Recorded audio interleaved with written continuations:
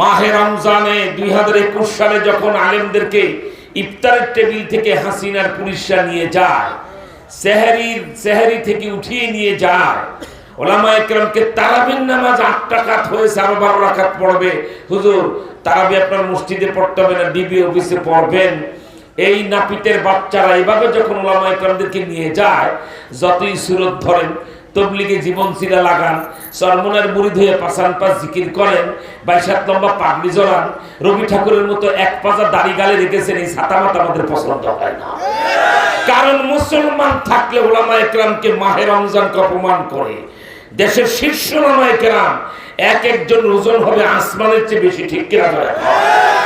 এইরকম ওলামায়ে কেরামকে যখন গ্রেফতার করে নিয়ে যাচ্ছিল, উচিত ছিল ইমান যদি তোমাদের ভিতরে থাকতো, বাংলাদেশে মুসলমান থাকতো, পরের দিন ফজরের পরে বাংলাদেশের সকল মসজিদ থেকে লাঠি মিছিল বের হওয়া, ঠিক কিনা?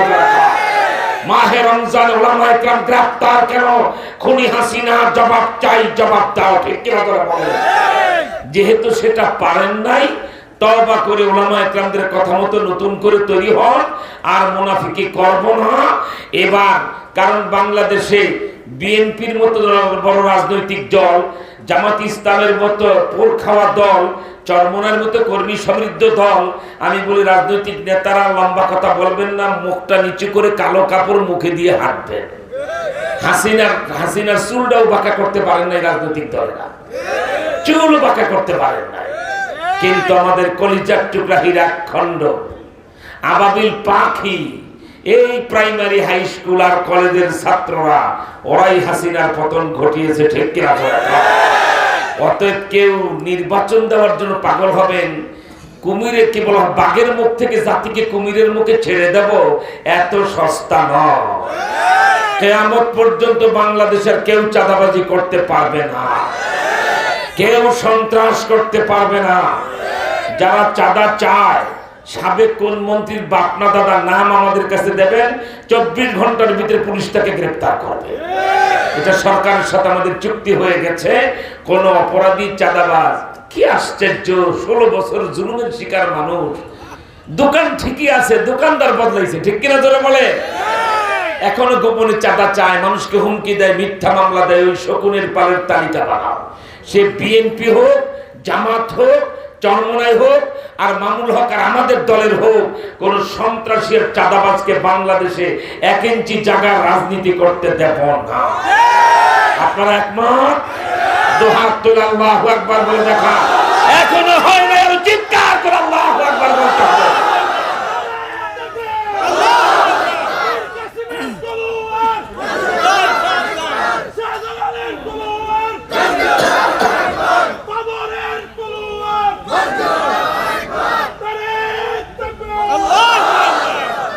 আমরা সব বুঝি, জেলখানা থেকে মামুল হক সহ আমরা মাস্টার প্ল্যান করে বের হয়েছে। 2040 সালের মধ্যে বাংলাদেশ আফগানিস্তানের মতো পরিপূর্ণ ইসলামী ইমারত আর ইসলামী খেলাফত হবে। এই পথে যে বাধা হবে, সে বিএনপি না আওয়ামী লীগ, চরমনাই না দাওয়াতুল হক, না কোনো হুজুর না খেতে কিচ্ছু দেখবো না, ভিনিশ করে দেবো, ঠিক কিনা? আমরা সব দেখেছি, ইসলাম দেখি না। আমরা কত শাসন 53 বছরে দেখলাম, জিয়া দেখলাম, মুজিব দেখলাম, এরশাদ, হাসিনা, খালেদা, জাতি সব দেখেছো, আজ ওমরি শাসন দেখো না। একবার যদি দেখো পাগল হয়ে যাইবা। চোখের সামনে দেখো না, নুন দিয়ে ভাত খাও না, এত গন্ডমূর্খ থাকো কেন? আফগানিস্তান 4 বছর আগে তালেবানরা ক্ষমতা আসার আগে একটা রুটি নিয়ে 6 জন আফগান টানাটানি করেছে। এত খিদার যন্ত্রণা, ওদের দেশটা কেমন ফকির বানিয়েছে আমেরিকা। মাত্র 4 বছর আগে, 40 বছরের গল্প শোনাই না, 4000 বছর আগের গল্প না, 1500 বছর আগে সাহাবায়ে কেরামদের নবীজির সে মুজিজার কথা না। এই হাল জমানার 4 বছর আগে, তালেবানরা রাষ্ট্র ক্ষমতায় আসার আগে, আমেরিকা রাশিয়ার জুলুমে দেশটা এত ধ্বংস হয়ে গেল, একটা রুটি নিয়ে 5-6 জন কাড়াকাড়ি করতেছে। এই দৃশ্য আপনারা দেখেছেন, ঠিক কিনা? সেই আফগানিস্তান পৃথিবীর শ্রেষ্ঠ বীর মুজাহিদ তারা। এখন পৃথিবীর super power of the world, এটা রাশিয়াও না, আমেরিকাও না, এখনকার বিশ্ব শক্তি হলো আফগান তালেবান। না থাকলে হাসিনা যে এখন ট্রাম্পের পেশাব খাইতে ঘুরতেছে পিছনে পিছনে, ওর বাপের বলো তো, ট্রাম্পের বাপের যে আফগানিস্তান আবার সৈন্য পাঠান, ট্রাম্প শুনেই বলবে লা ইলাহা ইল্লাল্লাহ, আমি শেষ। পৃথিবীর কোন দেশ আর আফগানিস্তানে সৈন্য পাঠাবে না, খাহেস তালেবানরা মিটাই দিয়েছে, ঠিক কিনা তোরা কর। তো যাদের কাছে কেউ সৈন্য পাঠাইতে আর সাহস করবে না, ওরাই তো এখন ওয়াল হিরো, ঠিক কিনা তোরা কর।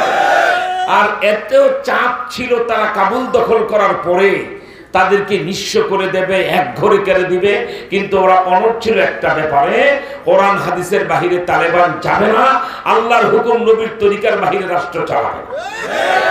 তাদের এই কথায় আসমানের মালিক এত খুশি হয়েছে। আল্লাহ, মালিককে যদি একবার কেউ খুশি করতে পারে, মাল্লাহুল মাওলা ফালাহুল কুল, যে মালিকের হয়ে যায় গোটা পৃথিবী তার হয়ে যায়। জীবন্ত প্রমাণ আফগান তালেবানরা। তাদের একজন প্রধানমন্ত্রী আছে, আমিরুল মুমিনিন আছে, তিনি আমাদের বাংলাদেশের শাহাবুদ্দিন চুপ্পুর মতো না। এখনকার রাষ্ট্রপতি বেয়াদবি আর বেঈমানির সীমা থাকা উচিত। ইউনূস সাহেবকে এটাও জিজ্ঞেস করবো, এই বেয়াদবটাকে এখনো রাষ্ট্রপতি চেয়ারে কেন? তিন বাহিনী প্রধানকে পিছনে রেখে বলল শেখ হাসিনা আমার কাছে পদত্যাগ পত্র জমা দিয়ে গেছে, আর কয়েকদিন আগে বলে আমার কাছে সেইভাবে কোনো পদত্যাগ পত্র নেই। জুতা দাঁত পাইবে, দাঁত ফলায় দেব হারামজাদা।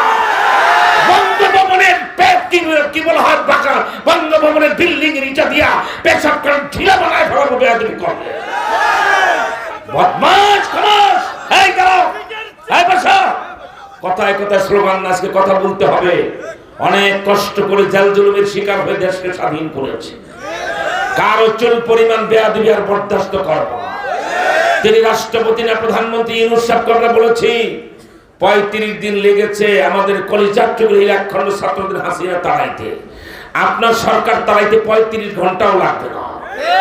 অতএব কেউ যেন দেশের বিরুদ্ধে সিদ্ধান্ত না নেয়, ইসলামের বিরুদ্ধে সিদ্ধান্ত না নেয়, কারণ এবার মানুষ জেগেছে, শক্ত হাতে বাঁশের লাঠি নিয়েছে, ঠিক কি না?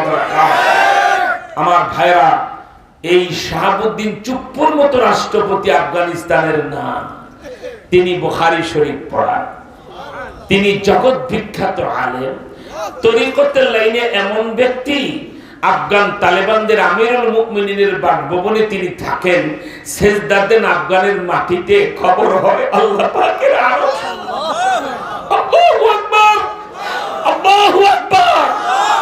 মনে রাখবা, এই জমিনে বিচরণশীল আল্লাহর কিছু কুতুব খাঁটি বান্দা আছে, কখনো কখনো এদের দুই ঠোঁট আর আল্লাহ পাকের আরশের দরজা এক হয়ে যায়।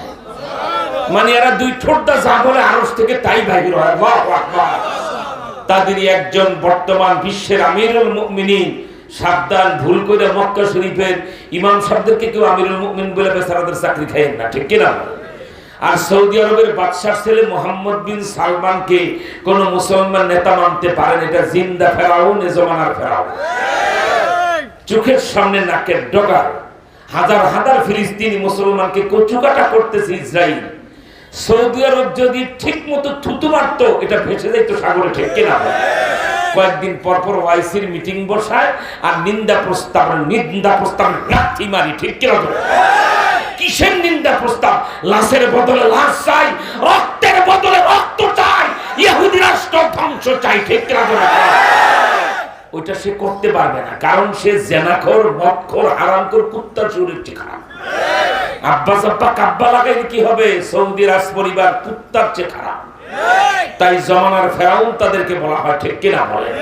আর লাগবেও না ছাতা মাথা। তালেবানরা আর 3 বছর দেশ গড়বেন, তারপরেই শুনবাদ গজওয়াতুল হিন্দ কিভাবে ইন্ডিয়া দখলে যায়, আর ফিলিস্তিনে যাওয়া লাগবে না, হাগ্যে মুক্তি এমনি ওরা পালায় যাবে আল্লাহর ফজলে ইনশাআল্লাহ, ঠিক কিনা? জোরে কর, ওয়েট এন্ড সি। সূচনা হচ্ছে আল্লাহর ফজলে ইনশাআল্লাহ, ইনশাআল্লাহ জোরে কর।